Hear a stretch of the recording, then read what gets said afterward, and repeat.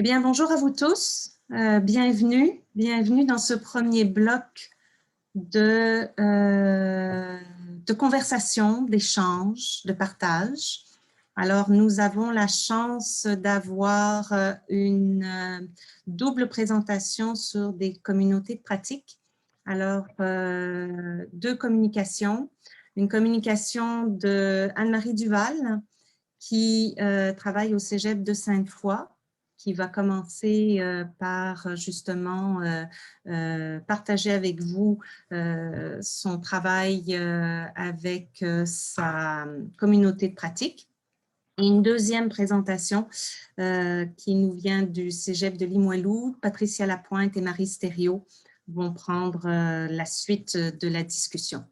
Donc, je vous rappelle que vous avez accès dans les trois petits points, si vous avez réduit votre fenêtre, mais agrandi votre fenêtre Zoom, dans les CC, vous avez accès aux transcriptions de ce qui est dit et à la traduction, la transcription traduite.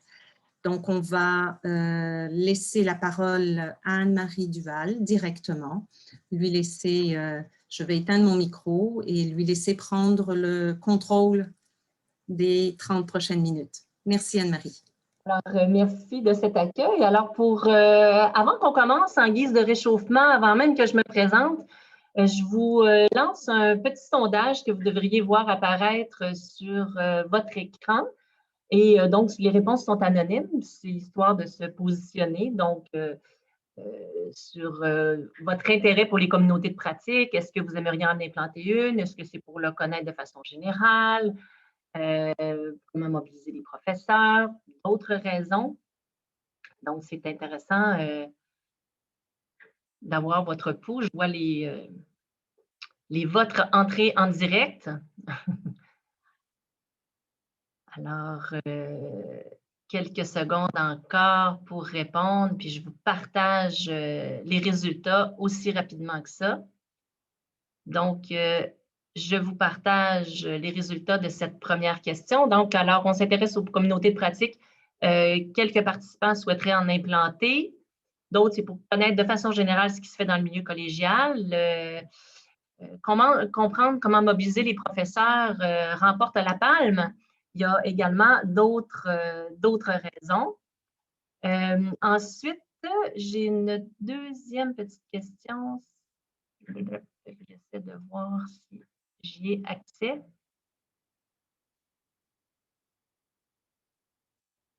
Un instant, peut-être que je la... Ah oui, excusez-moi.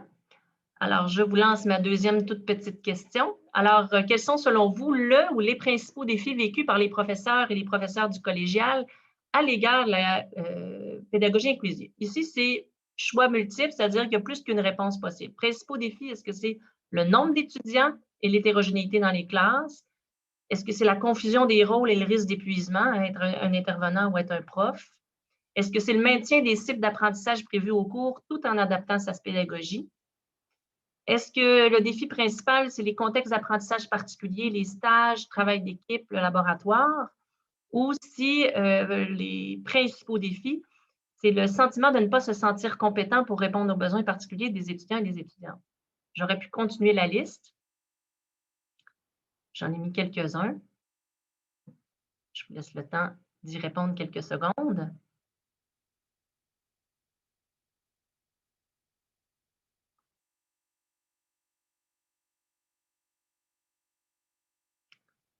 Alors, oui, encore quelques petites réponses à entrer. Je crois qu'on a tout le monde. Alors, je vous partage ça.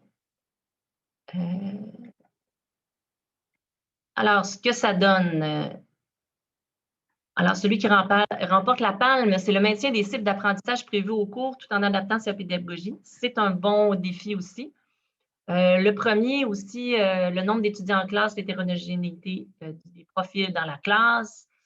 Vous voyez, évidemment, ici, il n'y a pas de bonne réponse, mais ça nous amène, je trouvais que c'était tout à fait complémentaire à, dans le fond, la discussion qu'on a eue à la fin de la présentation précédente sur justement la mobilisation des professeurs. Et je vous dirais que c'est Ben, c'est un peu ce qu'on a voulu faire, ce que je vous présente aujourd'hui, c'est-à-dire comment on a cherché à mobiliser les professeurs autour de la communauté du réseau Relais Inclusion qu'on a développé au Cégep de Sainte-Foy. L'objectif, c'est de rendre cette pédagogie inclusive-là vivante dans le milieu. Hein, on en discute beaucoup depuis 10 ans, on en parle, il y a de la recherche qui se fait, puis on l'a dit, c'est en continu. Mais comment est-ce que ça atterrit sur le terrain? C'est un exemple qui n'est pas nécessairement parfait. Là, ce sont des grosses actions d'envergure qui mobilisent beaucoup de gens. Mais je vous en propose un exemple, puis vous verrez si cela peut vous inspirer. Donc, rapidement, le contexte de démarrage des travaux, je ne vous apprends rien, augmentation du nombre d'étudiants en situation de handicap dans les dernières années.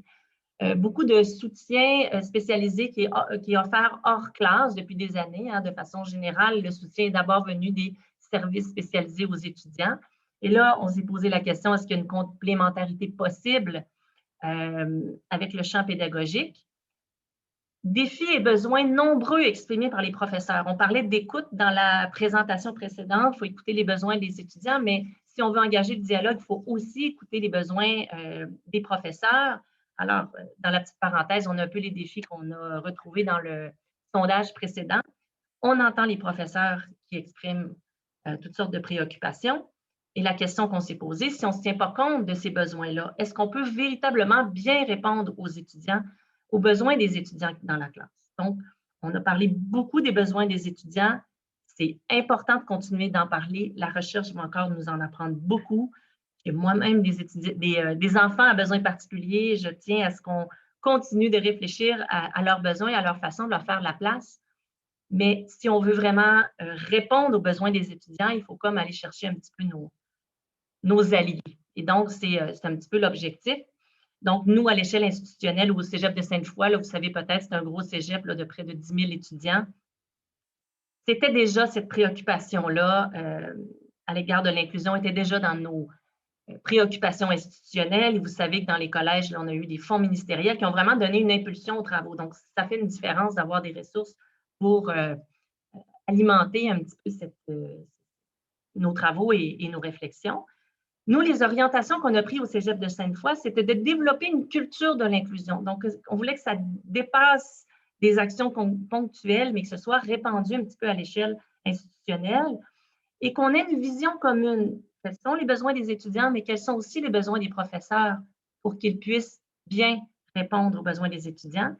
Et avec les fonds ministériels, mais c'était des fonds dédiés aux professeurs. Donc, nous, on a décidé d'offrir du soutien pédagogique aux professeurs pour qu'eux arrivent à mieux soutenir les étudiants en situation de handicap par la suite. Maintenant, pour situer un petit peu l'approche qui a été privilégiée dans notre communauté de pratique et la situer par rapport aux autres offres de soutien dans le collège, je fais juste une petite, pas un détour, là, mais je mets le zoom un petit peu sur les différentes approches pour situer où est-ce qu'est notre communauté de pratique.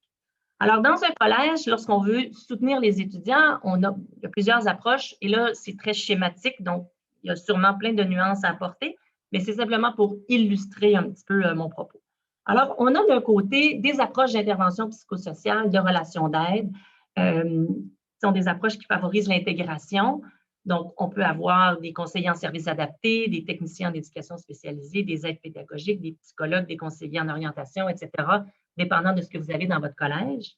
Et de façon générale, ce qu'on retrouve, c'est un soutien qui est offert sur une base individuelle à un étudiant. Et les intervenants vont utiliser des outils propres à la relation d'aide. Hein, mes collègues psychologues ont une expertise en relation d'aide et ils savent comment intervenir en individuel avec un étudiant et l'amener à progresser avec des outils particuliers. Le suivi peut être quand même fait sur tous les aspects de la personne, même s'il y a un accent qui est mis dans un collège, le soutien au métier d'étudiant.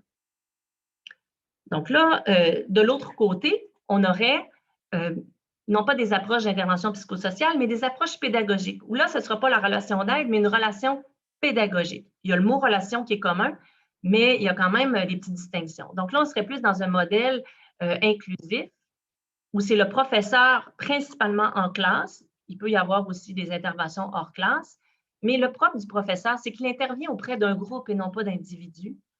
Et il doit développer et évaluer des apprentissages disciplinaires. Lorsqu'on évalue quelqu'un dans une relation pédagogique, évidemment, ce n'est pas la même chose que dans une relation d'aide.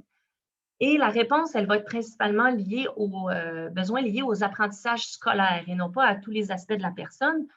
Et les outils privilégiés du professeur ne sont pas les mêmes, évidemment, que les outils de la relation d'aide. Et parfois, les professeurs, et tout ça, évidemment, là, ça se complète. Hein, il n'y en a pas un qui est meilleur que l'autre, on a besoin des deux. Mais parfois, les professeurs ont eu l'impression que pour être adéquats avec les étudiants à besoins particuliers, ils devenaient devenir des intervenants. Hein? On l'entend des fois, vous l'avez peut-être entendu, c'est rendu de nos jours, il faut être formé en éducation spécialisée pour enseigner. Donc, parfois, ils ont cette impression qu'il faudrait qu'ils soient quelqu'un d'autre, qu'ils aient une autre expertise que la leur pour bien répondre aux étudiants. Alors que c'est faux, ce sont des praticiens de la pédagogie, ils ont une expertise, mais parfois elle est sous-exploitée, notamment au regard de l'inclusion. De la même façon, je pense à ma collègue psychologue avec qui j'ai souvent travaillé, qui me dit, ben moi, quand j'interviens dans un groupe, des fois j'ai à faire des animations de groupe, je ne me sens pas à l'aise, je ne sais pas comment faire pour que les étudiants répondent à mes questions, participent à mes activités.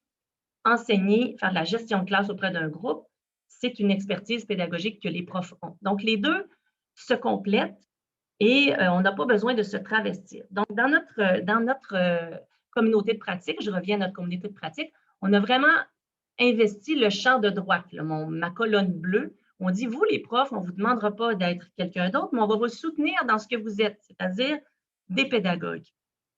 Et généralement, ça a l'effet de faire baisser un petit peu la pression et à créer un peu d'ouverture.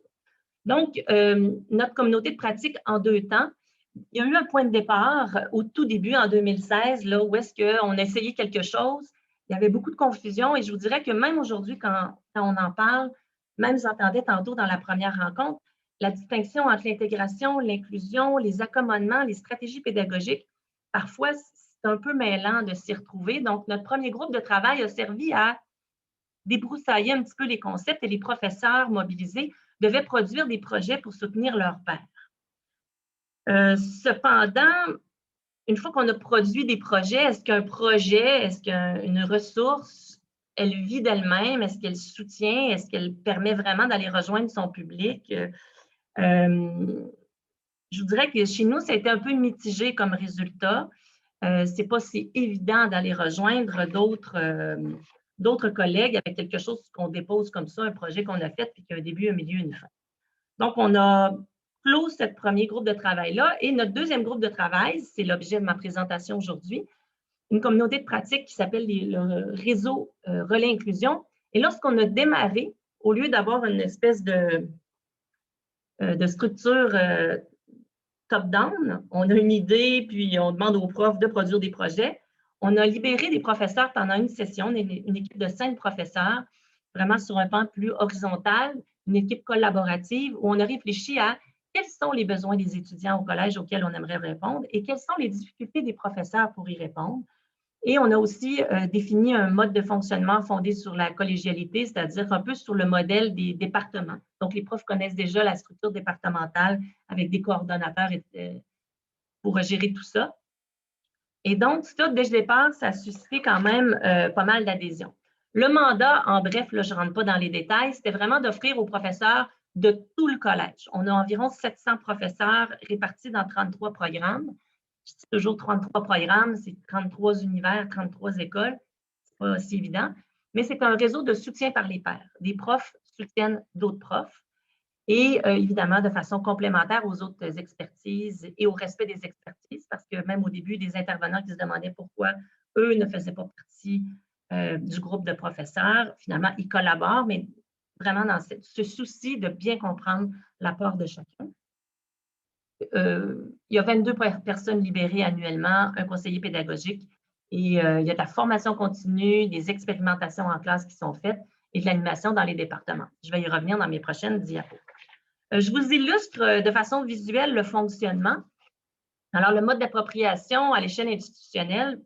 Alors, imaginons que c'est notre communauté de pratique avec nos 22 professeurs et là, il y a nos 2 coordonnateurs en haut et la conseillère pédagogique, qui discutent d'un sujet en lien avec l'inclusion, des cas, des choses qui sont rapportées comme préoccupation des professeurs. On en discute entre nous. Mais à l'extérieur de la communauté de pratique, ce que j'illustre ici, c'est les départements. Donc, les équipes départementales des 670 autres professeurs qui sont à l'extérieur de la communauté. Et là, chaque professeur relais inclusion va rapporter dans son univers, parce qu'il y a des représentants, va rapporter dans son univers du savoir qui a été développé dans la communauté de pratique. Et prenons un exemple. C'est à gauche, mettons, un professeur qui s'appelle Geneviève, professeur de mathématiques, rapporte à son équipe de professeurs des éléments qui pourraient aider des étudiants qui ont de la difficulté dans certains apprentissages. Et lorsqu'elle présente ça, l'équipe départementale rechigne un peu, dit « mais ça ne se peut pas », puis les étudiants ne seront pas motivés. Geneviève trouve que c'est une excellente idée. Elle rapporte à la communauté de pratique les questions soulevées par les équipes. Donc, vous voyez l'espèce de mouvement de va-et-vient, là. La communauté alimente les départements qui, eux, alimentent à leur tour la communauté de pratique. C'est pour ça qu'on dit que c'est dynamique et vivant. Et là, évidemment, tous nos collègues spécialisés du collège, toutes les ressources du collège viennent intervenir de temps en temps en complémentarité. Et la conseillère pédagogique est là aussi pour s'assurer que ce qui se fait dans la communauté est quand même arrimé au plan stratégique et à la direction des études. On ne voulait pas que ce soit complètement détaché du reste du collège parce que, évidemment, c'est un tout qui se tient. Donc, le collège englobe un petit peu tout ça. Donc, c'est schématisé un petit peu rapidement, mais ça vous donne une idée de comment l'information circule. Et, bien, évidemment, on juge que ça a été efficace, ça favorise la transformation du milieu en continu, donc ça bouge sans arrêt. Cette communauté suscite beaucoup d'adhésion parce qu'elle est arrimée à des défis quotidiens des professeurs, donc à des besoins réels, pas des besoins qu'on pourrait juger importants, mais qui ne sont pas de premier abord. Donc, ça suscite beaucoup d'adhésion pour ça. La construction collaborative du savoir, évidemment, sur l'inclusion, a créé un grand sentiment d'appartenance, et de fierté qui favorise la diffusion à l'extérieur du réseau. Parce qu'au début, les professeurs se sentaient imposteurs. Qui suis-je, moi, pour soutenir mes pairs alors que je ne connais rien à l'inclusion? Mais ça, tranquillement, le sentiment de compétence s'est développé. Il y a une espèce de fierté à développer ça.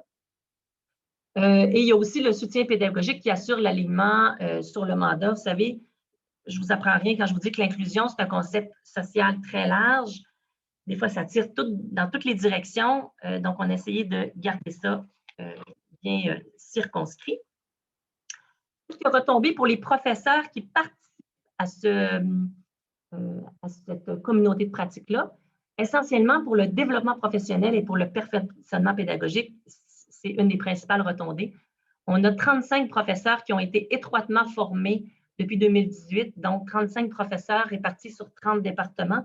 Donc, on peut dire que dans chaque département, il y a minimum un professeur qui est formé pendant minimum une année sur l'inclusion et qui se fait comme un peu le relais et qui soutient ses pairs. Il y a toujours une formation initiale offerte aux professeurs, donc il y a des modules de formation, l'inclusion, l'intégration, etc. Donc, il y a vraiment une formation initiale. La formation en continu est, je vous dirais, est la plus intéressante selon nous et qui fonctionne le mieux. C'est chaque semaine des rencontres de résolution de cas de façon collaborative.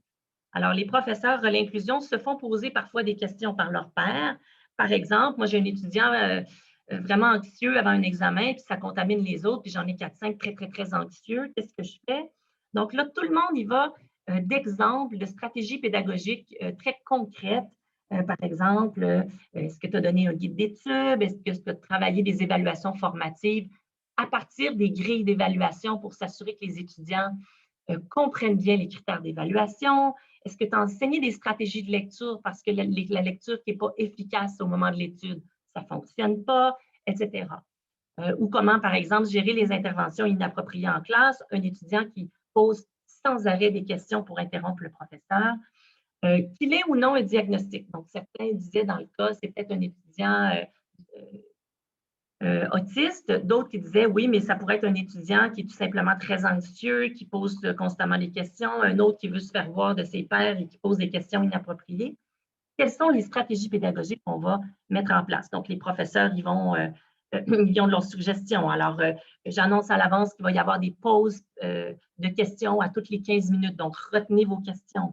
Ou un autre disait, lorsque vous prenez vos notes, vous, avec votre règle, vous faites une marge à 1/3 et vous écrivez vos questions au fur et à mesure qu'elles surviennent au lieu d'interrompre constamment la classe et vous les gardez pour les moments appropriés.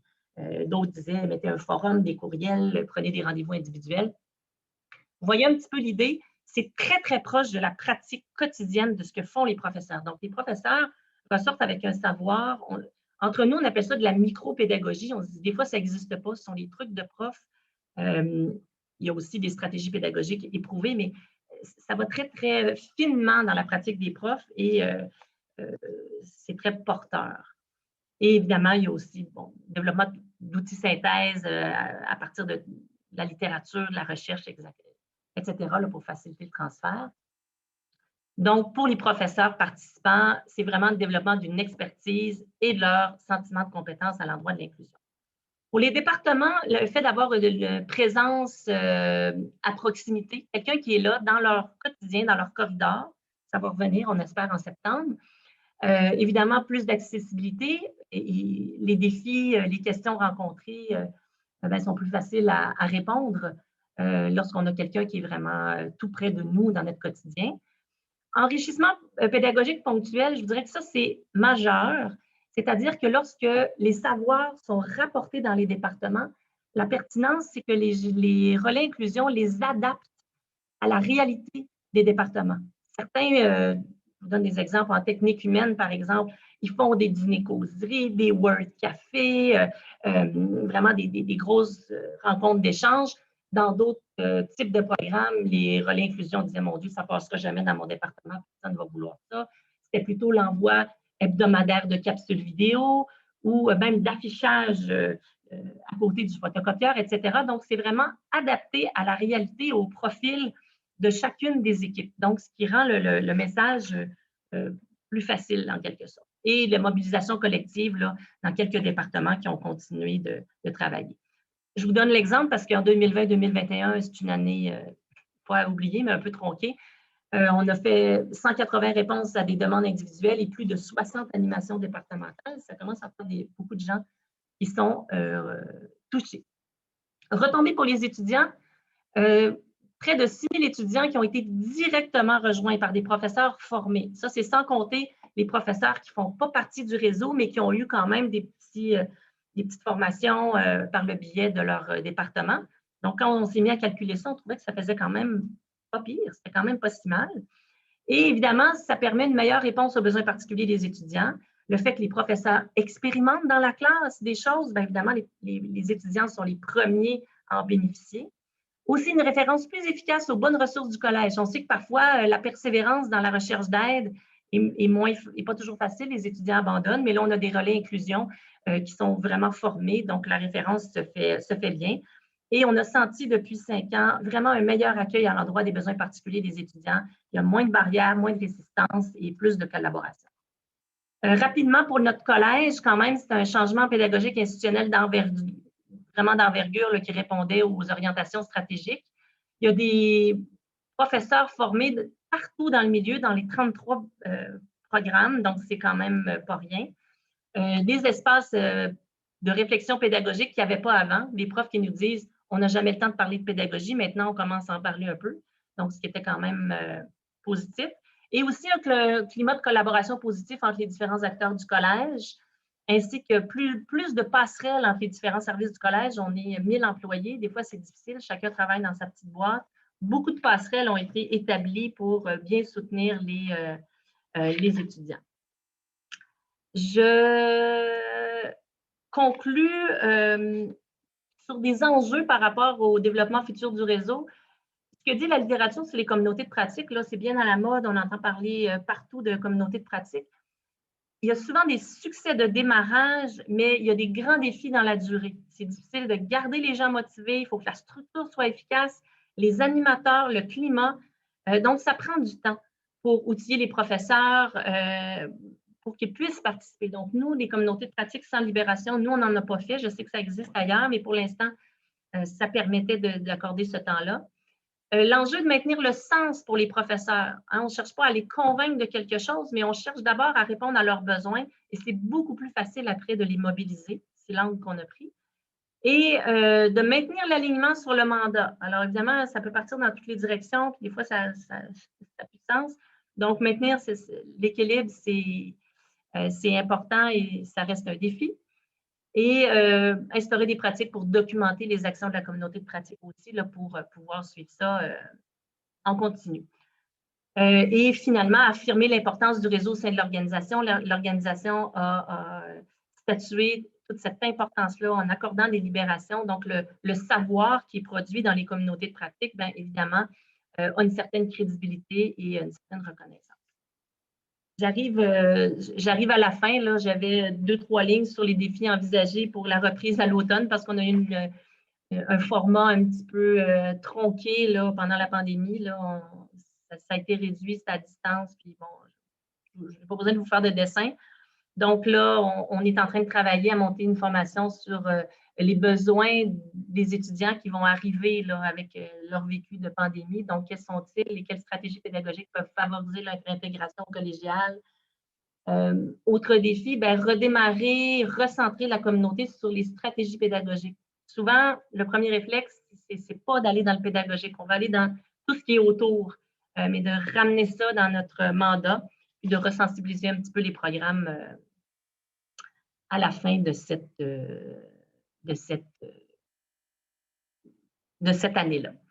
Donc, voilà, j'ai fait un tour quand même assez rapide, mais ça vous donne une idée un petit peu de ce qu'on a voulu faire pour rendre les choses vivantes et que ça atterrisse sur le terrain. Donc, voilà, je vous remercie beaucoup.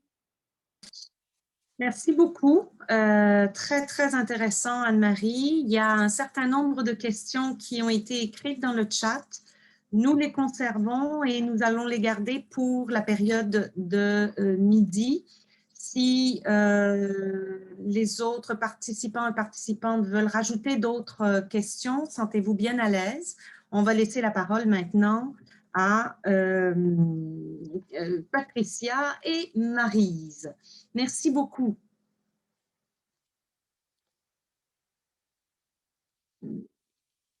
Là, il faut que je fasse quelque chose, moi.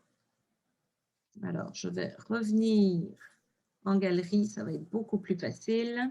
Je vais fermer mon chat, mes excuses. Donc, mesdames, Patricia, Maryse, est-ce que vos micros... Bonjour. Bonjour, oui, c'est ouvert. Oui. Est-ce que vous avez rallumé vos micros dans le streamer? On ne l'avait pas fermé. C'est fait. Bon. Oui, c'est bon.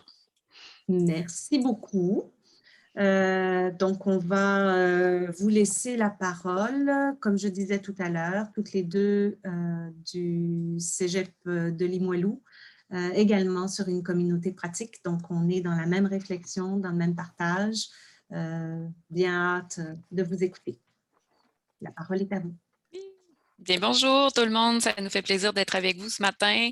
On se présente, moi je suis Patricia Lapointe, conseillère pédagogique au Cégep Limoilou. Je suis avec ma collègue Maryse Thériault. Oui, bonjour, moi c'est Maryse Thériault, conseillère en sciences adaptées depuis 2012 au Cégep Limoilou. Donc, on va vous partager un PowerPoint, évidemment, qui va être rendu disponible et dans lequel on a placé plusieurs liens cliquables si vous voulez accéder à nos références. Donc, je vous partage le PowerPoint et je vous dis un petit mot sur le contenu de notre présentation. Voilà. C'est bon? Tout le monde le voit? Oui. Donc, on est venu vous parler aujourd'hui de comment favoriser le co-développement professionnel par une communauté de pratique sur la pédagogie inclusive qu'on appelle au Cégep Limoilou la COPI. Donc, le plan de notre présentation pour la prochaine demi-heure, on va vous parler du contexte de création de cette communauté de pratique-là dans notre collège. On va vous expliciter la composition du groupe des enseignants, son organisation, comment on fonctionne. On va vous parler de notre modèle qu'on appelle une communauté de pratique, mais qui a des nuances à apporter. Les outils qu'on a développés au fil des années pour soutenir l'animation de cette communauté-là. On va vous parler des liens que les enseignants doivent entretenir avec leur département, des retombées observées de la copie dans notre collège. Et on a aussi, à défaut de les avoir fait venir avec nous, on a l'enregistrement vidéo de 3 participants qui vont pouvoir vous dire comment ils ont apprécié leur expérience. Ce qui ne sera pas long, le Zoom cache mes petites flèches. Bon, d'accord. Alors, pour ce qui est du contexte de création, mais je ne reviendrai pas sur le fait qu'il y a eu une grande augmentation des étudiants à besoins particuliers dans les dernières années, puis que les besoins de perfectionnement ont émergé. Je pense que tout le monde en convient, tout le monde est là pour ça aujourd'hui. Donc, nous, ce qu'on a fait depuis l'hiver 2019, ça fait 3 années maintenant, c'est qu'on a créé une communauté de pratique sur la pédagogie inclusive pour mettre tous ensemble les enseignants qui avaient des besoins de perfectionnement et qui s'intéressaient à l'inclusion. L'animation est faite par 2 personnes aux expertises complémentaires. Donc, ma collègue Maryse, qui est conseillère en service adapté puis qui appartient à la direction des affaires étudiantes, et moi-même qui est conseillère pédagogique affectée principalement au dossier de la réussite puis qui relève de la direction des études. Donc déjà là, il y a une collaboration qui est très intéressante à notre avis puis qui est appréciée par nos participants. Le financement, oui, nous, on offre une libération, comme Anne-Marie le disait à Sainte-Foy, il y a des modèles sans libération, mais après avoir consulté différents acteurs dans le réseau, on en est venu à la conclusion que si on n'offrait pas une libération pour commencer, on doutait du succès de notre entreprise. Donc, c'est financé par l'enveloppe ministérielle pour soutenir la réussite des étudiants à besoins particuliers. Enveloppe qui a vu le jour en 2016, qui s'est terminée l'année dernière. On verra pour l'an prochain. Nous, notre communauté, elle n'a lieu qu'aux sessions d'hiver. Donc, on a l'automne pour voir les orientations de la direction. Le format de notre communauté, on le dirait hybride parce que c'est entre la communauté de pratique et le séminaire. Issus d'entrevues qu'on a menées dans le réseau avec notamment les animatrices de la communauté UDL à Dawson, d'autres collèges qu'on a consultés en 2018 avant de se lancer dans cette aventure-là. Donc, on a une grande partie qui est une communauté de pratique dans le sens où les gens sont mis ensemble pour réfléchir à des problématiques, se soutenir avec des niveaux d'expertise différents. Mais avant d'entamer ces séances de co-développement-là qu'on appelle, on croit bon de mettre la table avec certains ateliers de formation. Donc, c'est pour ça qu'on l'appelle un peu un séminaire en même temps, c'est que les premières semaines du mois de janvier, février sont beaucoup faites d'ateliers. On pourra vous en parler un petit peu plus tard. Et notre modèle théorique derrière tout ça, bien oui, évidemment, la CUA, l'accessibilité universelle, mais par rapport aux communautés de pratique, notre référence principale, c'est le guide de mise en place et d'animation de communautés de pratique intentionnelle du CEFRIO. Vous allez avoir le lien dans notre PowerPoint à la toute fin, le défunt CEFRIO, mais on a conservé quand même le lien de leurs précieux outils et on vous le recommande chaleureusement si vous avez envie de mettre sur pied une communauté de pratique, là, peu importe sur quelle thématique. Donc, je laisse Maryse vous parler de la composition de notre groupe. Oui, alors je prends le relais. Donc, merci Patricia. Je vais vous parler un peu de comment on a composé notre groupe, notre organisation. Donc, on a fait un appel de candidature là, en octobre. Comme Patricia vous le mentionnait, là, nous, notre copie, là, communauté de pratique commence là, de janvier jusqu'à juin. Donc, en octobre, les enseignants doivent remplir un questionnaire. Puis, pour sélectionner les professeurs parmi les candidatures reçues, donc, il y avait 2 aspects qu'on a pris en considération. Tout d'abord, les caractéristiques personnelles des enseignants. Donc, on souhaitait avoir des enseignants qui ont une belle ouverture d'esprit, naturellement, qui sont ouverts au débat d'idées, ouverts au changement, des enseignants généreux, des enseignants engagés, des enseignants que l'entraide est importante, donc qui aiment aider les collègues face à leurs défis personnels, partager les stratégies, les conseils. Donc, par rapport à... Il y avait aussi des éléments de nature plus administrative. Donc, l'enseignant devait avoir aussi au moins un cours à sa tâche là, pendant la session d'hiver pour pouvoir, entre autres, appliquer simultanément les stratégies pédagogiques en classe qu'il aurait appris au cours de la copie, la communauté pratique. Ensuite, on souhaitait aussi avoir une richesse au niveau de l'expérience des enseignants. Donc, on voulait autant des enseignants, des initiés, des enseignants néophytes là, en termes d'inclusion, naturellement, à experts, intermédiaires experts, donc des enseignants plus à l'aise aussi avec le sujet. On souhaitait également avoir des enseignants de départements différents, donc pour toucher l'ensemble des départements du collège. Donc, on voulait un équilibre entre les départements de la formation préuniversitaire, du secteur technique, puis ainsi que la formation générale. Donc, sur nos 3 cohortes, nos 3 années, jusqu'à présent, on a eu 23 profs de 16 départements différents. Donc, on est très, très contente de cela, d'avoir touché autant de départements.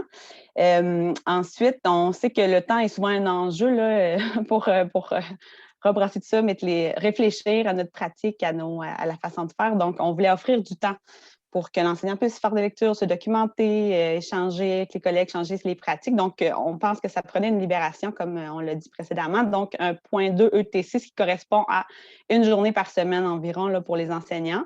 Il y avait une contrainte horaire hebdomadaire à tous les mercredis après-midi. Donc, on était sûr que l'enseignant n'avait pas de cours et pouvait assister à la rencontre pour la communauté pratique.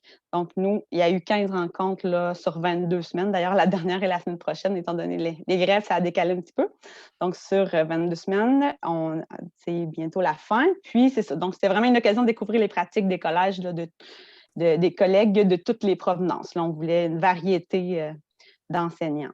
Donc, ça fait le tour pour la composition. Je vais laisser Patricia parler de notre modèle de communauté de pratique. On arrive dans le cœur de notre organisation. Après, Maryse va pouvoir vous présenter les outils. Mais pour vous expliquer, en fait, notre modèle, quand je vous dis qu'il est hybride entre le séminaire et la communauté de pratique, mais je vous explique un petit peu comment se déroulent nos séances au fil des semaines. On a 3 types d'activités, puis il y a eu des ajustements sur 3 ans. Vous comprendrez, parce que c'est comme un cours. Plus on le donne, plus on le modifie, plus on l'adapte. Et aussi, en raison de la pandémie, on a dû passer en mode virtuel, évidemment. Puis autrefois, en personne, on faisait des rencontres de 13h à 16h30, mais là, en virtuel, c'était trop lourd. Donc, on a fait plus de petites rencontres en étant à distance. Donc, en raison de la pandémie aussi, de l'amélioration de nos façons de faire, là, cet hiver, c'est pour ça qu'on a marqué hiver 21 dans le titre, là, cet hiver, de la façon dont on a fonctionné, selon 3 types d'activités. Donc, des ateliers en début de session, comme je vous disais. On a fait un atelier sur l'évaluation inclusive parce qu'avec les années aussi, la direction a souhaité qu'on axe les travaux, les recherches, les bonifications de pratiques sur les pratiques d'évaluation, pas seulement que les stratégies inclusives, mais vraiment l'évaluation inclusive, notamment en raison des problématiques administratives là, de débordement dans les locaux des services adaptés, donc dans une perspective universelle d'évaluer le plus possible en classe. Donc, il y a eu une formation sur l'évaluation inclusive. Ils ont eu une formation en janvier aussi sur l'accompagnement des étudiants. La posture professionnelle et l'inclusion, ça c'était avec Anne-Marie Duval qui nous a précédés, précieuse formatrice qui vient dans notre collège depuis quelques années pour leur parler de, justement, comme je l'ai dit plus tôt dans la rencontre de tout à l'heure, de bien répondre aux besoins des enseignants avant de répondre aux besoins des étudiants. Mettre son masque comme dans l'avion quand il arrive des secousses. Donc, une formation avec Anne-Marie sur ce sujet-là. On leur a fait une formation sur la CUA, accessibilité universelle, parce que comme on vous dit, il y a différents niveaux d'expertise. Tout le monde n'était pas tout à fait au fait avec cette philosophie-là. On a fait venir cet hiver une étudiante qui a un trouble du spectre de l'autisme pour nous parler de, pas nécessairement de son trouble, mais comment, quand on a un besoin particulier, les enseignants peuvent être sensibles à leur situation. Et dans le fond, c'était pour sensibiliser les enseignants à cette clientèle-là. On a eu aussi une rencontre avec Marie-Hélène Gagnon du CCSI qui est présente et que je salue au passage sur les difficultés attentionnelles. Et enfin, pas cet hiver, mais les autres sessions, on a fait des ateliers sur les outils numériques favorisant l'inclusion. Pourquoi on ne l'a pas fait cette année? C'est qu'on l'a largement offert au collège avec ProfWeb, avec Andy Van Drum qui fait partie du symposium aussi. Donc, comme plusieurs enseignants l'avaient déjà suivi, on ne l'a pas remis au programme cette année, mais on est convaincus de la pertinence de l'utilisation des outils numériques pour favoriser l'inclusion aussi. Donc, ça, c'est les ateliers là, qui servent à mettre la table en début de session. Mais sinon, à partir de mi-février, là, on plonge vraiment dans les séances de co-développement qu'on a appelées. Donc, c'est des séances, des après-midi en entier qui sont consacrées à discuter des pratiques d'un membre à la fois. Bon an, mal an, là, ils sont à peu près 8 personnes dans la communauté de pratique, 8 enseignants. Donc, ils ont chacun un après-midi qui leur est consacré.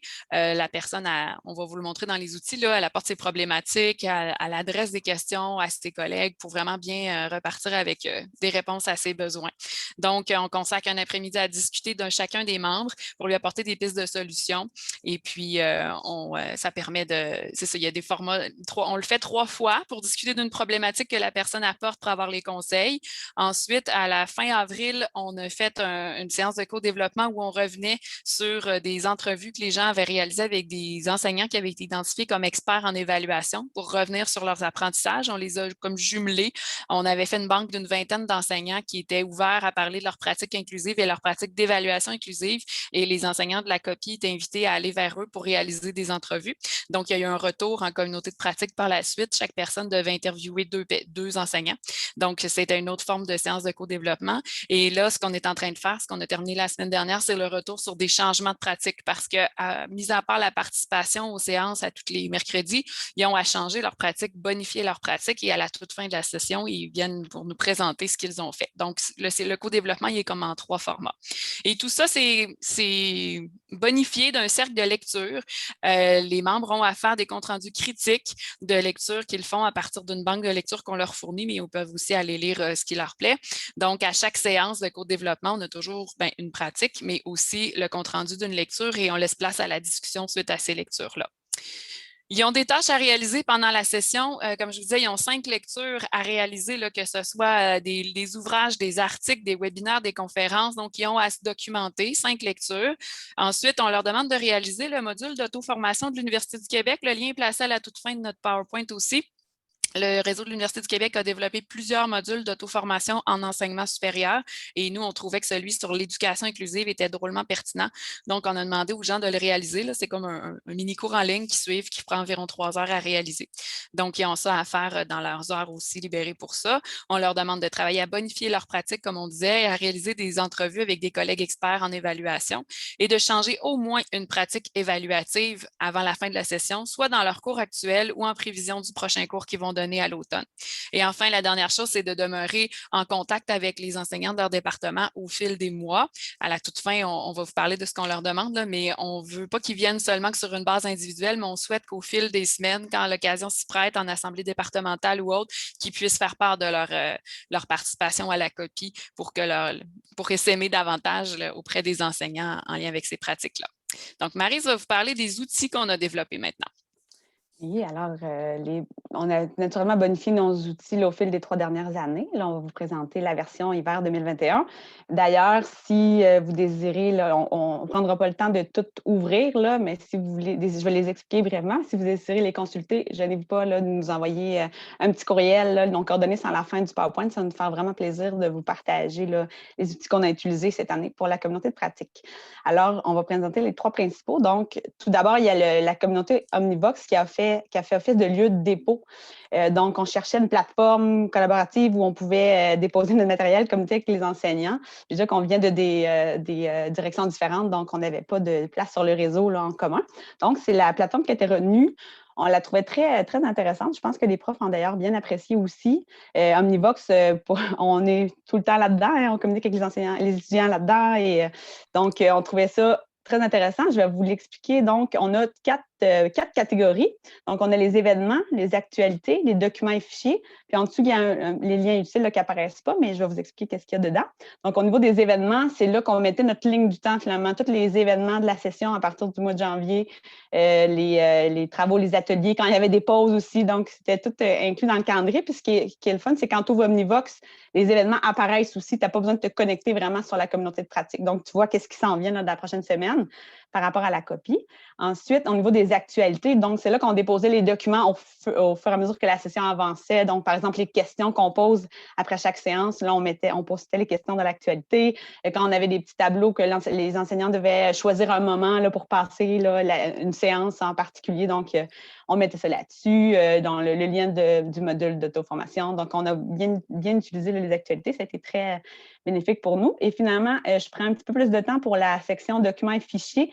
Je vais m'attarder principalement à la section A. Donc, encore là, tout au fil de la session, on rajoutait les documents. Là, quand on avait des formateurs, des conférenciers invités, etc., on allait déposer les documents pour les laisser, que les enseignants puissent les consulter là, plus tard pendant la session. Donc, je vais vous parler principalement du carnet de pratique réflexive et de la fiche de co-développement. Donc, le carnet, c'est quoi? C'est un carnet qu'on a fabriqué là, au fil des années, comme on disait. C'est simplement un document Word que l'enseignant va concilier toutes ces traces, ces démarches de réflexion au fil de la session. Donc, les sections sont déjà préétablies. Donc, il y a une section par rapport aux questions là, qu'on pose à chaque semaine pour alimenter les réflexions des professeurs sur les thèmes qu'on a abordés tout au fil des rencontres de la session. Ensuite, on a les 5 fiches de lecture là, que les enseignants doivent... ils vont en présenter juste une, mais ils doivent quand même remplir les 5 fiches où ils font un résumé et synthèse de leur lecture, leur appréciation personnelle, les liens avec leur pratique ou les autres lectures qu'ils ont fait. Ensuite, on avait les apprentissages faits dans le module d'auto-formation aussi qui viennent déposer dans le carnet. Les réflexions sur leur démarche de bonification de pratique également. Donc, cette année qui portait plus particulièrement sur la planification d'évaluation inclusive. Donc, ils devaient...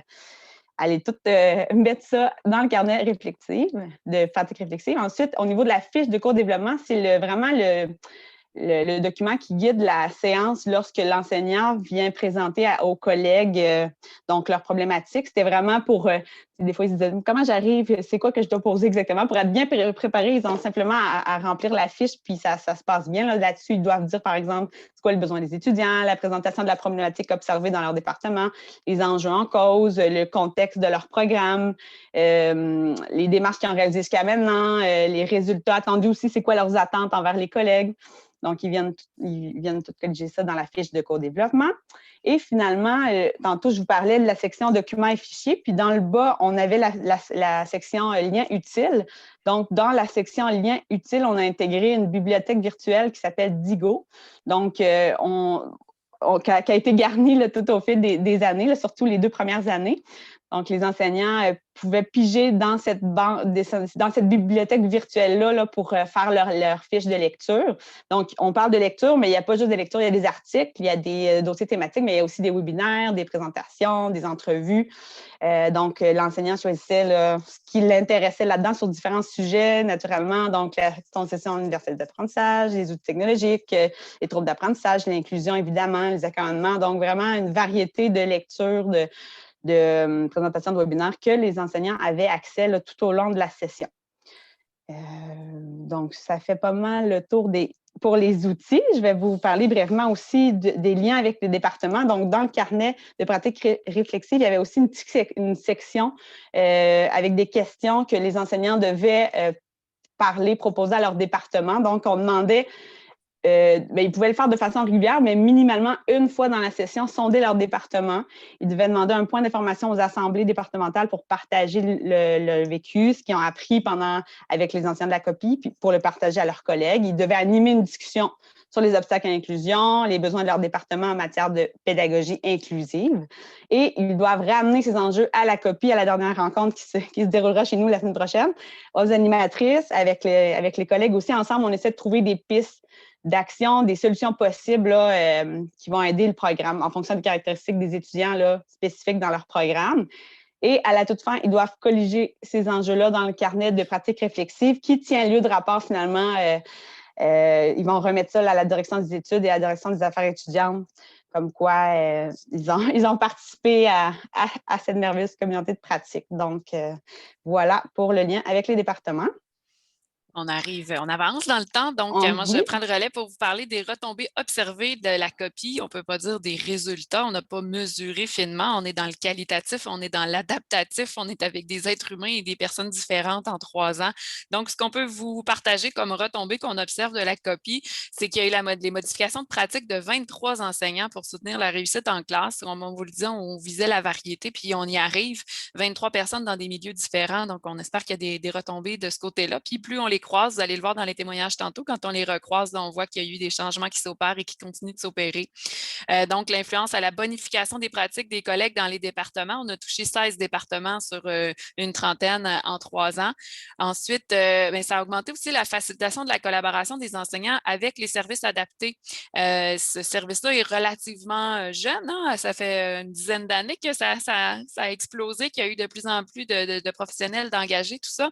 Donc, par la communauté de pratique pratique, les enseignants ont plus facilement accès aussi à Maryse, donc à l'univers des services adaptés. Ça a permis de rapprocher les enseignants, les conseillers pédagogiques. On a toujours été près d'eux, mais pour les services adaptés, là, il y avait un peu de travail à faire sur ce plan-là. Puis je pense que la communauté de pratique a pu vraiment aider à ça. Comme autre tombée, on veut constituer un legs de ressources pour les membres de la communauté collégiale en général dans notre collège, parce que depuis 3 ans, via notre cercle de lecture et toute la recherche qu'on fait, nous, pour la veille qu'on fait pour se tenir à flot, eh bien, on a découvert tout plein de beaux outils. Et là, l'année prochaine, on veut vraiment constitue un legs pour l'ensemble de la communauté, que ce ne soit pas juste que des informations privilégiées pour les enseignants qui y participent. Ensuite, bien, il y a eu diffusion des expériences. On a fait des entrevues, on a présenté des choses dans des journées réussites, on a participé, on est là aujourd'hui, on était à la QPC il y a un mois, donc on essaie de faire connaître nos pratiques un petit peu plus largement aussi.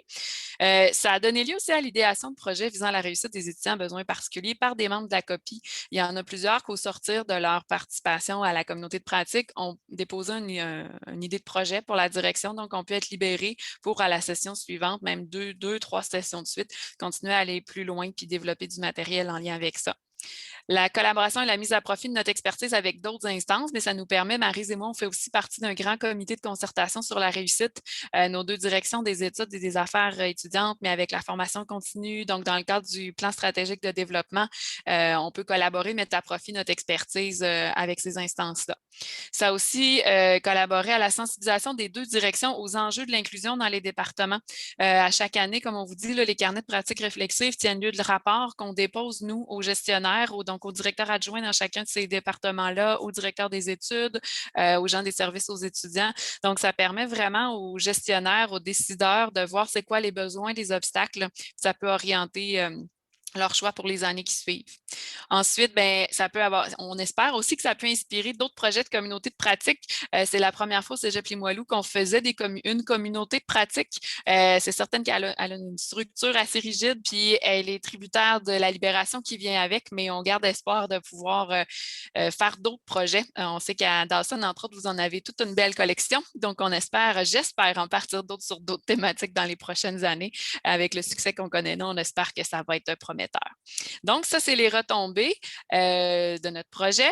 On va vous montrer les témoignages de 3 participants à la communauté de pratique, mais comme je vais départager le PowerPoint pour lancer la vidéo, je veux tout de suite attirer votre attention sur nos 2 dernières diapos.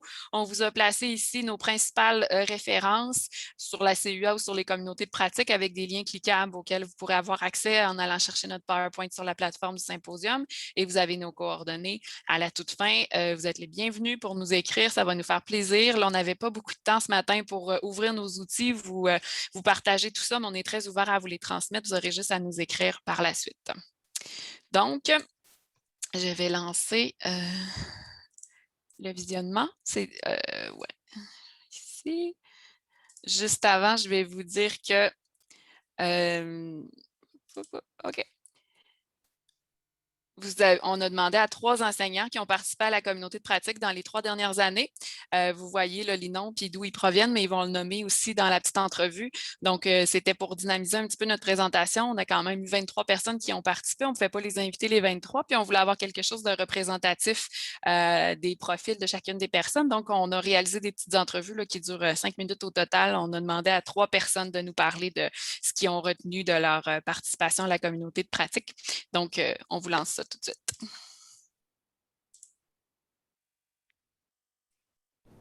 On a recueilli le témoignage de 3 enseignants pour qu'ils nous parlent de leur participation à la communauté de pratique. Donc, je vous présente Donovan Gilbert, qui est un jeune enseignant au département de génie industriel et qui était nouveau en pédagogie, en inclusion, qui a fait partie de la copie de cette année 2021. Bonjour, Donovan.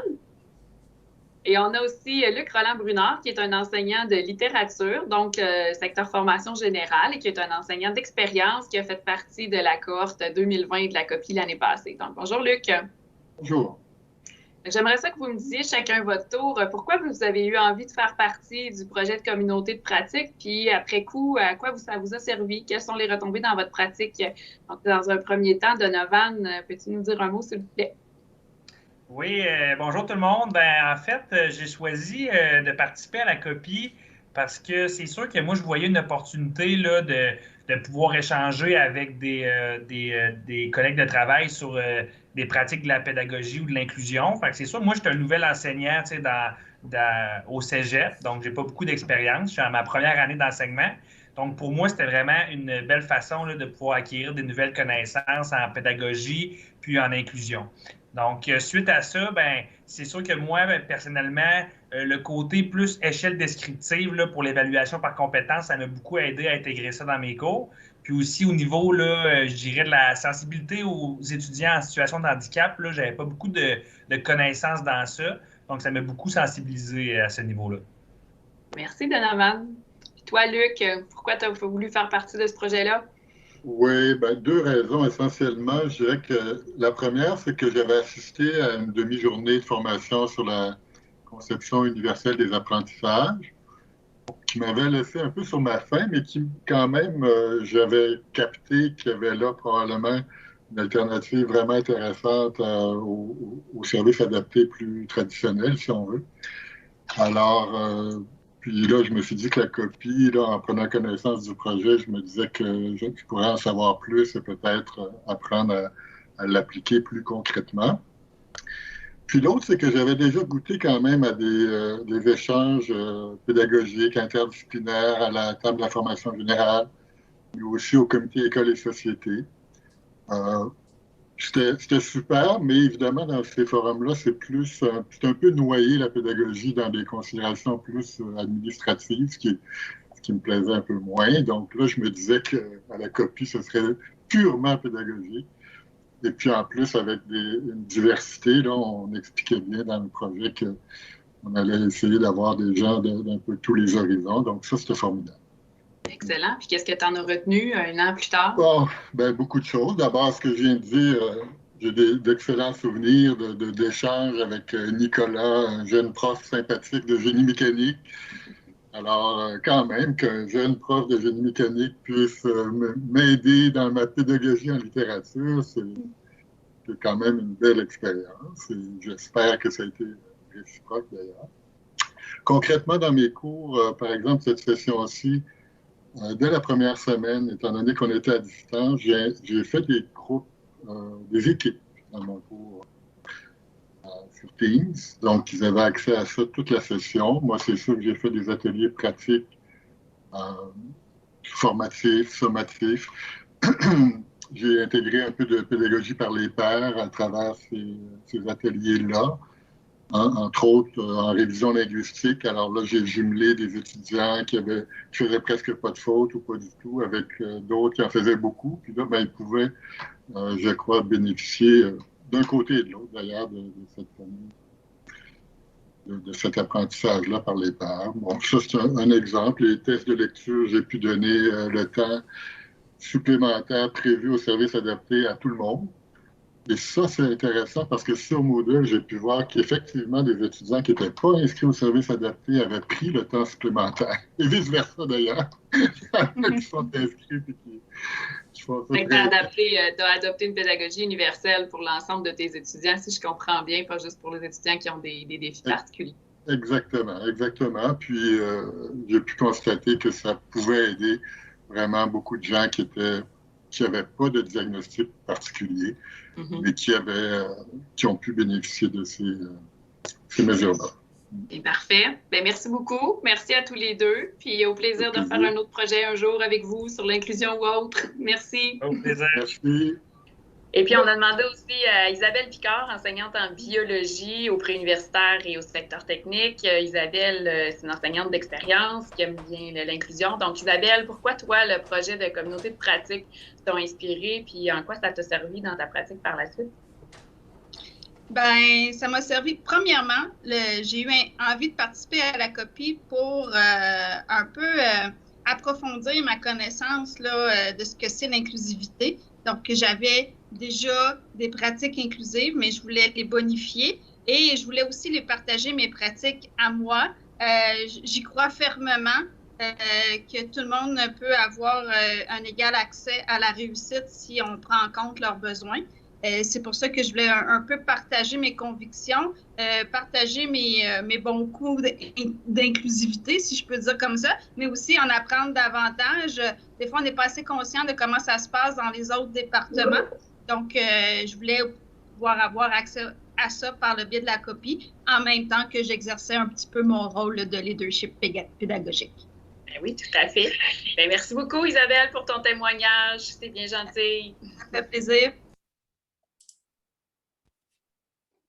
Alors voilà, ça met fin à notre présentation. Donc, comme on vous dit, venez vers nous si vous voulez plus de détails. Le temps était quand même restreint, ça nous fera plaisir de... Bon, il y a une période de questions, mais par la suite, si vous voulez avoir accès à des documents ou avoir plus de précisions sur notre façon de faire, ça va nous faire plaisir. Merci pour votre écoute. Merci beaucoup.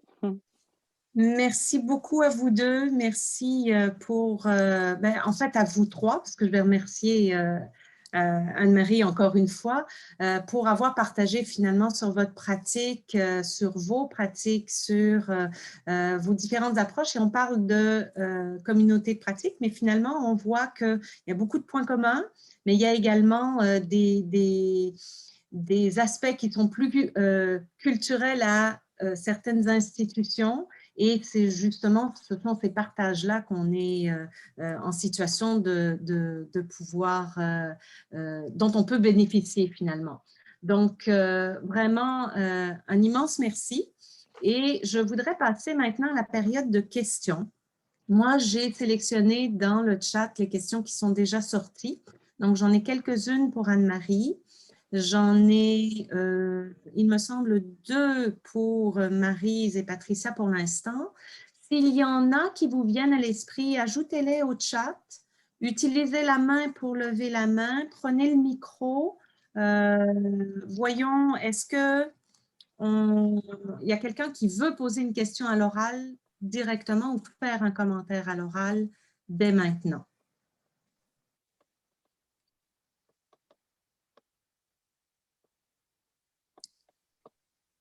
Alors, je ne vois pas de petites mains pour l'instant.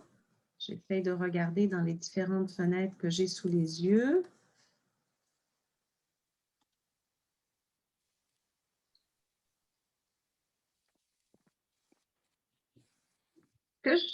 Ah, il y a une main. Catherine. Catherine Papillon. Bonjour. Bonjour. J'avais 2 petites questions que j'allais poser dans le chat qui s'adressent vraiment aux 2 équipes de panélistes. La première, en fait, c'est que je me demandais si dans les communautés de pratique que vous aviez créées dans vos cégeps respectifs, vous aviez eu beaucoup de profs issus des domaines scientifiques au préuniversitaire. Est-ce que, dans le fond, vous constatez finalement que cette approche-là semble initialement rejoindre plus des gens issus, par exemple, des sciences humaines, ou que ça interpelle très souvent chez vous des professeurs de sciences? Peut-être répondre. Alors, bonjour Catherine. Bonjour Anna. Nous, étant donné que c'est représentatif de l'ensemble des départements, donc on a beaucoup de techniques en santé et on a un gros programme de sciences de la nature. Donc, ils étaient là d'emblée. Et si je réponds carré un petit peu, là, c'est plus difficile dans les disciplines scientifiques. Par contre, les gens qui ont participé à notre communauté de pratique, ils avaient une place. Donc, je l'ai dit au début de ma présentation, les préoccupations, les résistances, les questionnements, il y a un fondement, là, il y a une idée derrière ça, il y a un besoin auquel on n'a pas répondu, il y a quelque chose qui est mal compris. Donc, c'est établir un climat de discussion, un climat de confiance où ces questionnements-là qui bousculent un peu, au lieu de juste dire, ben, ils résistent au changement, il faut écouter ça. Donc, c'est souvent nos scientifiques qui nous ont fait vraiment, vraiment progresser. Pour les étudiants forts, qu'est-ce qu'on va faire avec les étudiants forts, puis l'inéquité, puis toutes les questions qu'on ne veut pas entendre, ils nous les amenaient. Donc voilà, évidemment, dans les techniques humaines, ben là, tout le monde est inclusif, tout le monde va aider tout le monde, c'est super. Mais il y a une place vraiment pour tout le monde. Département de philosophie, très difficile, très difficile chez nous. Je pense que c'est l'endroit où c'est le plus difficile. Mais on a accueilli la difficulté. Qu'est-ce qui est difficile? Puis comment est-ce que ces résistances-là peuvent nous amener, nous, à nous améliorer et à chercher des réponses? Que quand on est tous des convaincus qui travaillons ensemble, c'est facile. Donc, je ne sais pas si je réponds bien à ta question, mais chez nous, c'est ça. Ils étaient d'emblée autour de la table. Donc, mais dans notre façon de s'organiser, c'est ça, on s'est organisé pour le faire en espace. OK. Bien, pour les Moilous, ce que je peux dire, c'est que nous, c'est volontaire. Hein? Contrairement au relais de réseau de Anne-Marie où c'était un par programme, nous, c'est un appel de candidature. En 3 ans, on en a touché quand même pas mal, mais je vous dirais que dans les sciences de la nature, on n'en a pas tant que ça. Vous avez vu Isabelle dans les témoignages, elle est prof de biologie. Donc, c'est pas mal notre phare dans son département. Mais elle ne vient pas juste pour sciences de la nature, elle enseigne beaucoup en soins infirmiers aussi, où elle a noté plusieurs problèmes d'inclusion, que ce soit des troubles d'apprentissage ou des difficultés culturelles. Mais sinon, de notre côté, on a eu quelques profs de psycho qui sont souvent très critiques aussi envers ces choses-là. Donc, les enseignants de psycho nous ont amenés ailleurs, même des profs d'histoire en sciences humaines qui nous ont amenés ailleurs dans une perspective sociologique. Puis l'année dernière, on a eu 2 profs de littérature. Vous avez vu Luc Roland-Brunard qui vous a parlé. Donc, tu sais, c'est des défis différents aussi. C'est pas une science, mais c'est des défis, hein, la littérature, la lecture, l'écriture. Puis on a eu 2 profs de maths. Nous, c'est des fois avec les profs de maths qu'on a des défis pour les amener un petit peu plus loin dans ce sens-là, mais on a eu 2 personnes qui étaient à la même session. Fait que, ça a pu créer une certaine dynamique dans leur département. Fait que c'est ça, mais là, je n'ai pas la liste fine des participants des 3 dernières années, mais je dirais qu'on a quand même c'est pas juste des gens des techniques. Là. Il y a eu des gens de discipline sciences humaines, sciences de la nature, puis formation générale. On a même eu un prof d'éducation physique aussi l'année passée. J'ai une deuxième question, mais je ne veux pas prendre la place des Ce qu'on va faire, c'est qu'on va faire un tour de table et puis on va à tout à l'heure. Aussi dans le chat. Merci, Catherine. Est-ce qu'il y a d'autres questions orales? D'autres personnes qui veulent ouvrir leur micro?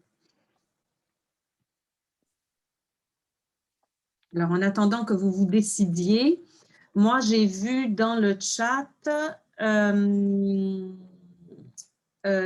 première question. Est-ce que ce sont les professeurs pour Anne-Marie? Est-ce que ce sont les professeurs qui postulent pour être Alors, ça, c'est toute une question. Les départements doivent désigner leurs pairs parce que, dans le fond, c'est une communauté de pratique qui vise à soutenir les pairs. Si la personne désignée n'a pas l'assentiment ou n'a pas la crédibilité souhaitée, ses pairs ne vont pas venir l'interpeller. Hein? Donc, il y a certains départements qui y allaient par élection. D'autres, c'est des processus moins formels, mais il y a une espèce de profil recherché aussi. Je vous dirais qu'étant donné qu'il y en a dans tous les départements, sur 22, peut-être qu'il y en a 2, 3 là, qui viennent parce que c'est une fin de tâche. Mais la grande majorité sont quand même très motivés. Mais c'est ça, c'est ce souci d'être crédible pour ses pairs parce que notre façon de fonctionner repose sur un système d'information en continu, là, et si le relais inclusion est isolé, ben, ça ne marche pas. Donc, c'est ce que je dirais là, pour la désignation des professeurs. Merci, Anne-Marie. Je vais poser maintenant ma prochaine question au duo Maryse-Patricia. Dans le chat, quelqu'un a posé la question en lien avec vos cercles de lecture. Quelles sont vos lectures coup de cœur pour soutenir les enseignants et les professionnels en matière d'inclusion? Est-ce que vous avez l'un ou l'autre? On peut faire la promotion de notre auteure favorite parce qu'elle est là avec nous. C'est Anne-Marie Duval. Quelqu'un qui veut commencer? Non, mais je l'ai nommé rapidement tout à l'heure sur le fait de se préoccuper des besoins des enseignants avant de les lancer là-dedans. Puis c'est l'angle d'Anne-Marie. C'est ça qu'on trouve ça intéressant. Puis elle a fait des articles dans Pédagogie collégiale et autres. Donc ça, on l'avait fourni comme lecture, pas juste dans notre cercle de lecture, mais comme lecture obligatoire avant même de suivre l'atelier. Ça, je pense que c'est un très bon départ pour sensibiliser les enseignants puis les amener par la suite. Mais ce qui est au niveau de la CUA en tant que telle, ben, on privilégie des lectures, oui, on en a tout plein. Là. On fait une veille hein, dans Pédagogie collégiale ou dans des webinaires, dans tous les organismes, tout ce qui est produit par la QPC, par le CAPRES, on en a plusieurs, mais ça dépend du niveau de la personne. On a des ressources en anglais aussi, évidemment, mais ce que je vous dirais, c'est que sur la CUA en tant que telle, on mise beaucoup sur le module d'auto-formation parce qu'on le trouve vraiment intéressant, interactif. Le lien, vous le l'ai mis à la fin là, de l'Université du Québec. Dans le fond, on sait que tout le monde manque de temps. Fait qu'on leur dit aux participants, si vous investissez une demi-journée, 3 heures à faire le module, il y a beaucoup de références aussi dedans, mais c'est très interactif. Là, ça présente des stéréotypes, des préjugés, mais aussi l'historique de l'inclusion dans le monde, au Québec, dans l'enseignement supérieur. Que ça, je pense que c'est une ressource vraiment intéressante. Mais j'en profite aussi pour vous dire que si jamais vous voulez avoir accès à notre bibliothèque Digo, vous pouvez nous écrire parce que c'est un réseau social, en fait. Si vous ne connaissez pas cet outil-là, c'est une bibliothèque de liens dans laquelle on peut placer des références de la littérature ou autre. Et puis, nous, on l'a bâti pour nos membres au fil des 3 dernières années. Mais si jamais ça vous intéresse, vous avez juste à nous écrire et on vous donnera les identifiants. C'est un réseau social. Merci beaucoup. Est-ce qu'il y a une autre question orale? Parce que moi, j'en ai d'autres dans le chat, alors je peux en donner d'autres. Mais quelqu'un qui voudrait prendre la parole?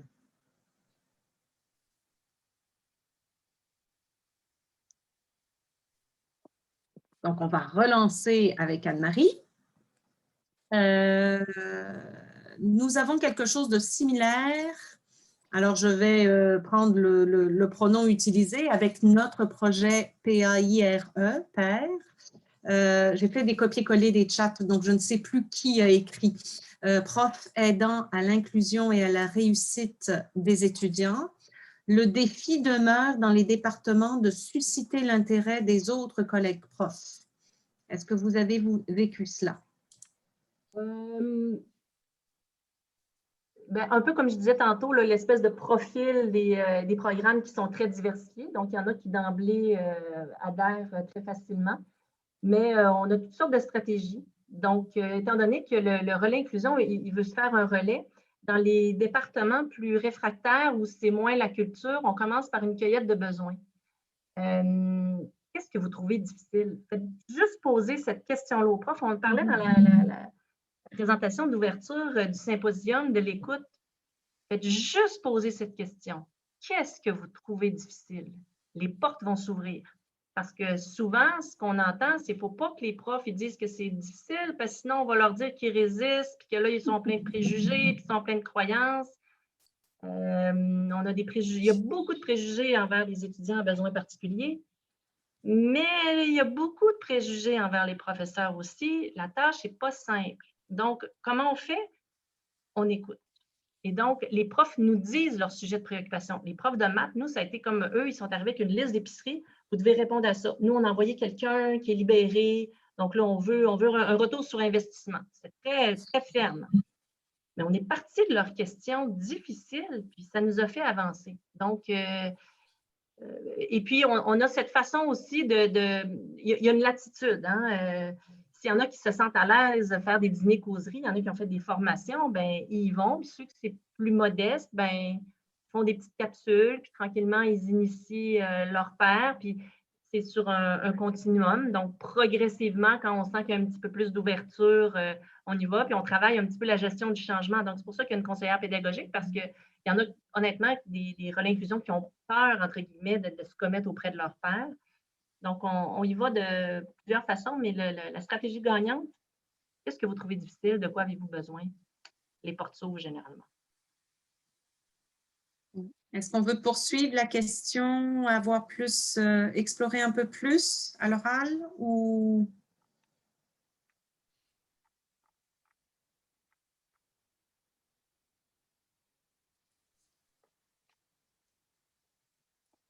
Ah, peut-être.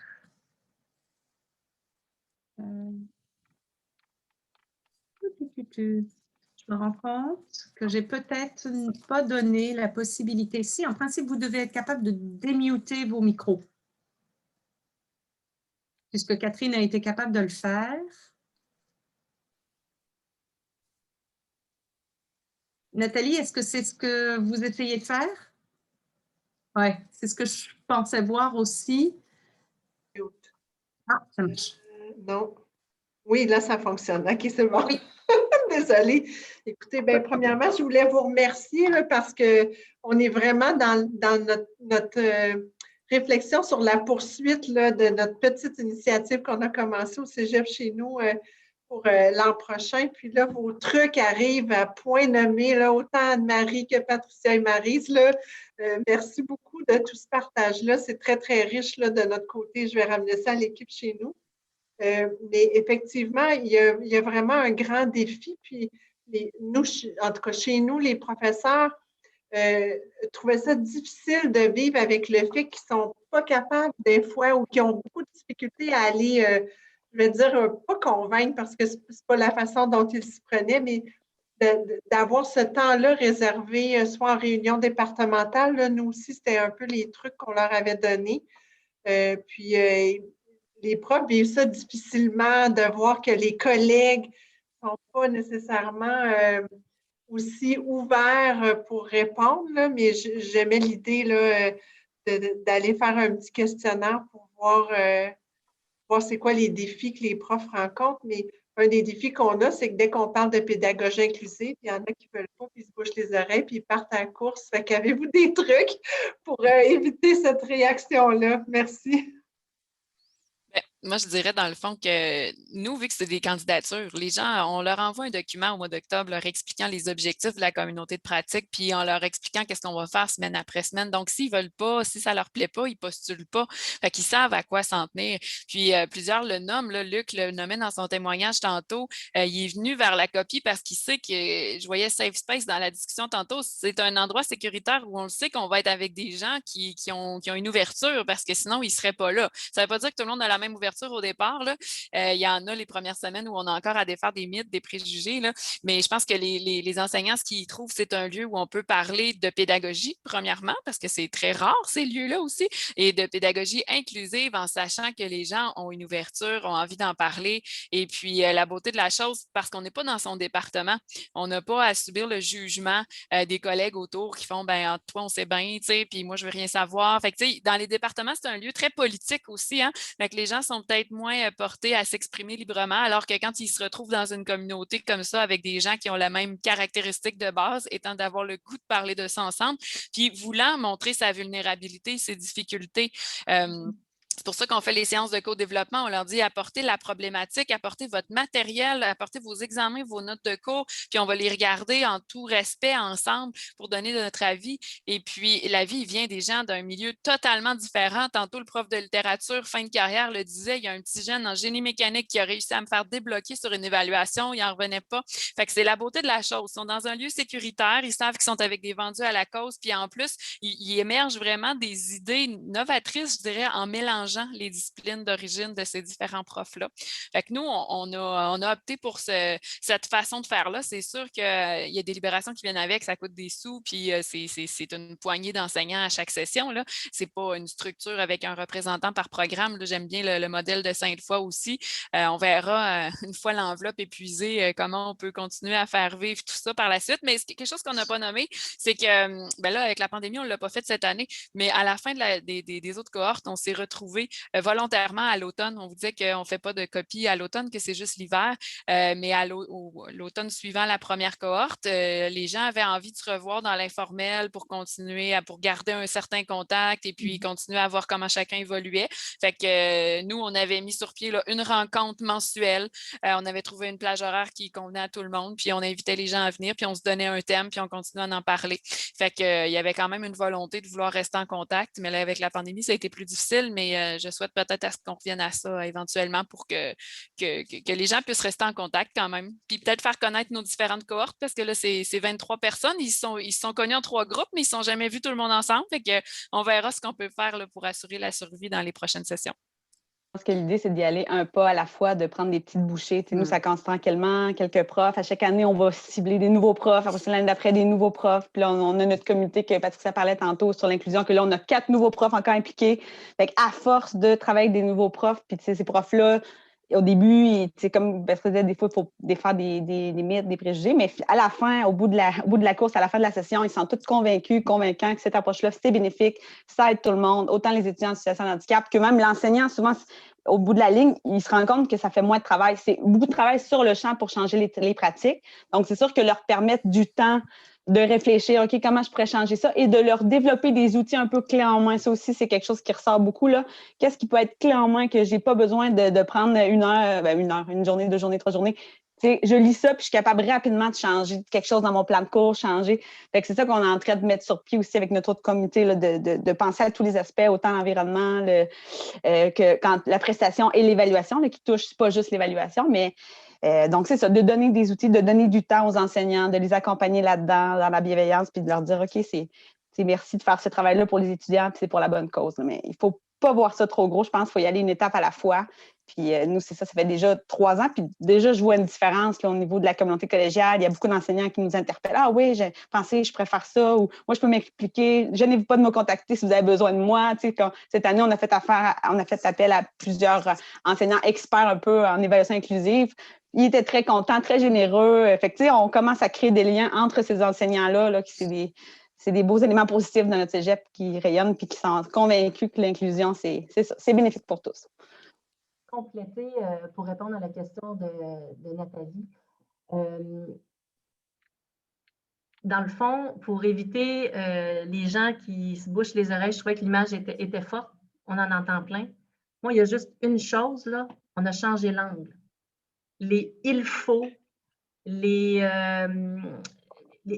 listes de ce que ça prend, l'idée de... Puis, malgré nous, quand je vous dis, on parle entre nous, on est convaincus, mais on utilise un vocabulaire, c'est bon pour la cause, être vendu. Comme si on a quelque chose à vendre. C'est comme si on s'approche vers eux, puis là, il faut qu'ils adhèrent, comme s'il y avait une adhésion.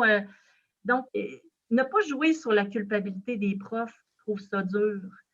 Et chez nous, on a vraiment dit que c'était complètement volontaire, il n'y a personne, c'est de l'ordre du choix. La question des accommodements pour l'évaluation des compétences, ce n'est pas de l'ordre du choix, c'est une prescription ministérielle.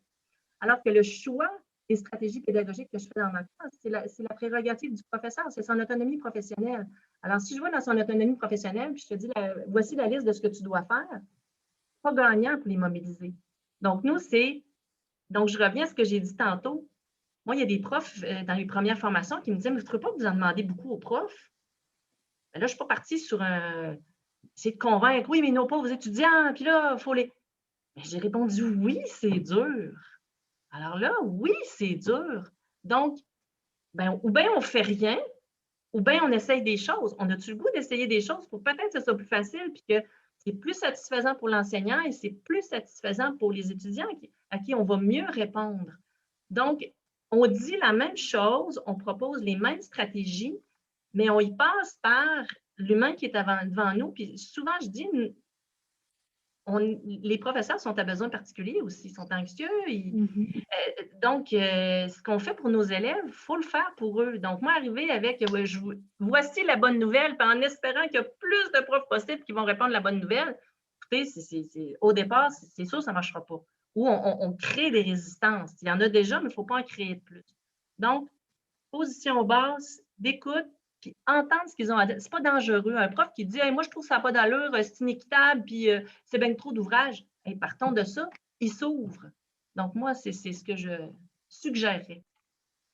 Merci. Il y a 2 autres questions, 2 autres personnes qui se sont manifestées. Je vais donner la parole à Sylvie. Oh, là, ça commence. Il nous reste 7 minutes, je vous le rappelle, jusqu'à 30. Donc, Sylvie, est-ce que Sylvie est toujours avec nous? Oui, je la vois. Oui, voilà. Activé. Donc, ça a fonctionné? Oui. Oui, OK. Bon, moi, je vous entends, les petits pas, je suis bien d'accord, mais ça va prendre 20 ans avant que tout ça soit généralisé. Donc, je me demandais si, je parle pour les 2 présentations, est-ce qu'il y a une évaluation des cours par les étudiants à la fin des cours dans vos collèges? Et est-ce que les enseignants sont informés des taux de réussite au niveau de leurs cours, mais aussi comparativement à des cours similaires ou dans le département? Et à travers ça, en fait, où je veux en venir, c'est est-ce que l'évaluation ou ce genre d'outils pourrait être des moteurs de changement pour les enseignants? Voilà, c'est tout. Moi, je peux répondre peut-être, mais nous, le jour 1 de la communauté de pratique, on s'est fait poser cette question-là. est-ce qu'il va y avoir une reddition de compte sur les taux de réussite? Vous investissez sur des communautés de pratique sur l'inclusion et vous allez devoir mesurer l'impact sur la réussite des étudiants à besoins particuliers.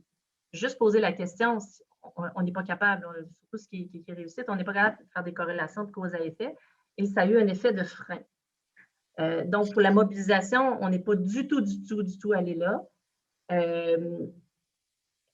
Est-ce que, regardez les taux de réussite par cours, oui, on a ça chez nous, là, oui, les cours sont évalués, on a des tableaux de bord d'informations en continu, mais c'est très difficile pour les professeurs d'analyser ça et de partir d'une analyse de données et de faire des liens avec des actions. Donc là, je ne sais pas par rapport à l'inclusion, qu'on peut faire comme lien avec ces tableaux de bord-là. Il y a peut-être des choses à faire, effectivement, mais je sais que chez nous, là, il y a eu un facteur démobilisant au départ.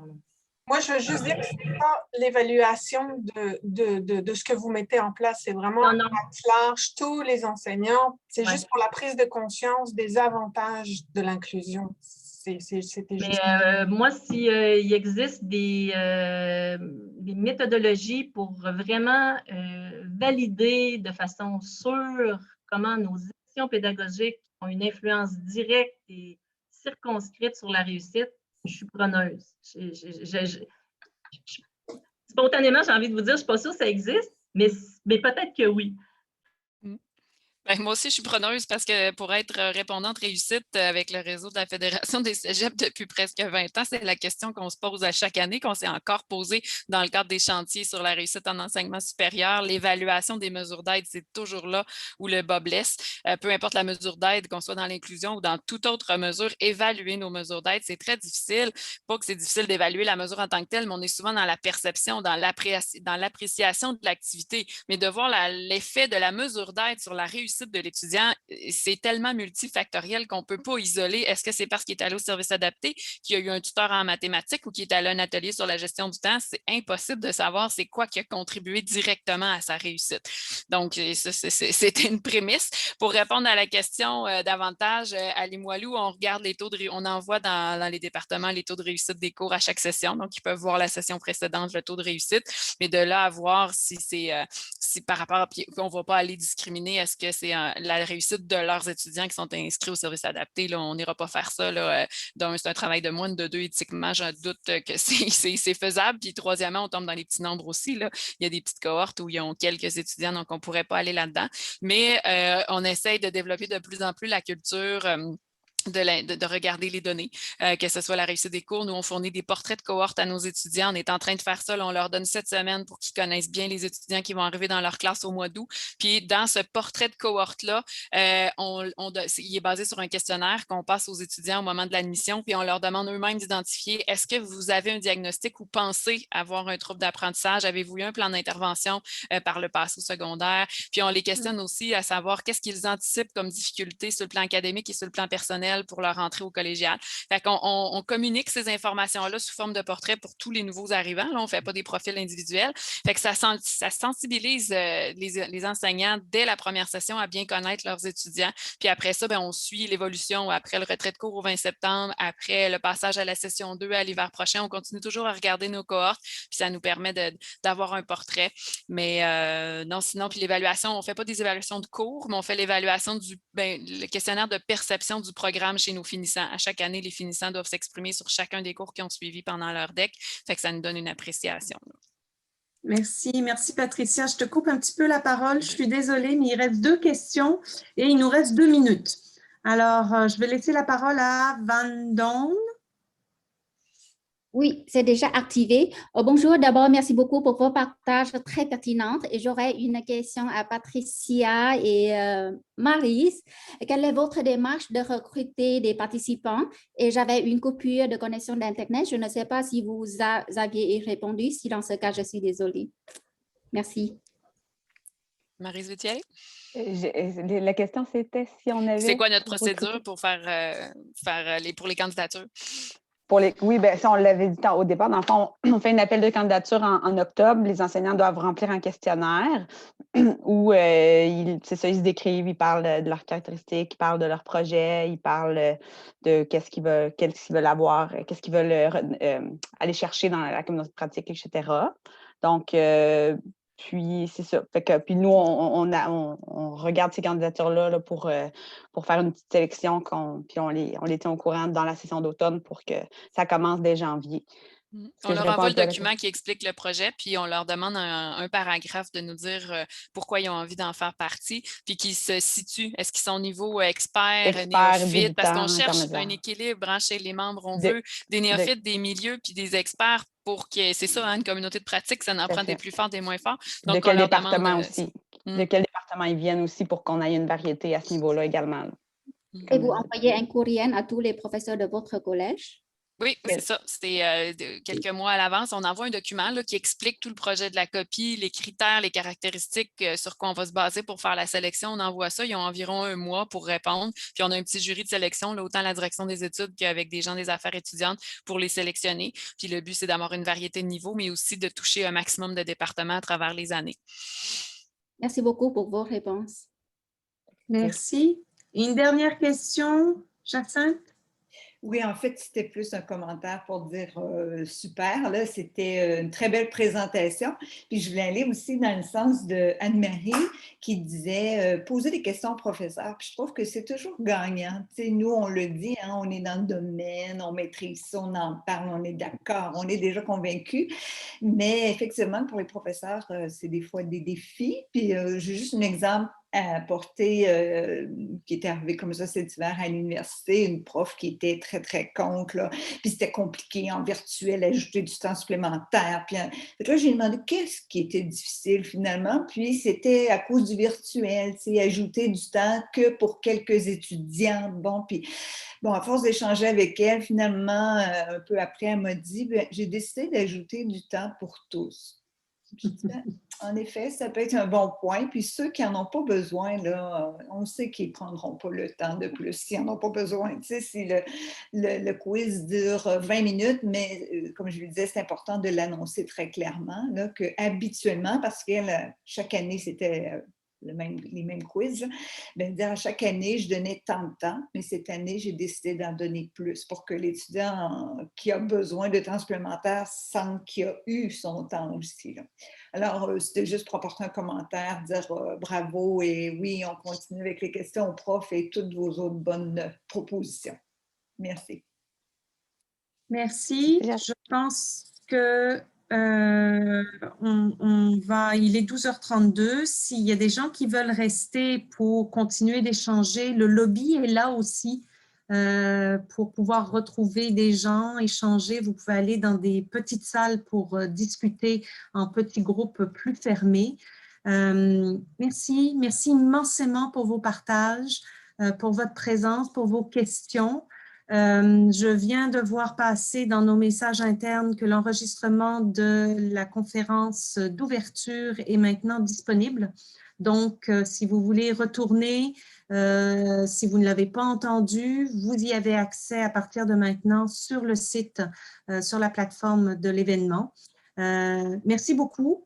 Et puis, merci pour vos partages et nous restons encore disponibles s'il y en a qui veulent continuer d'échanger et poser des questions.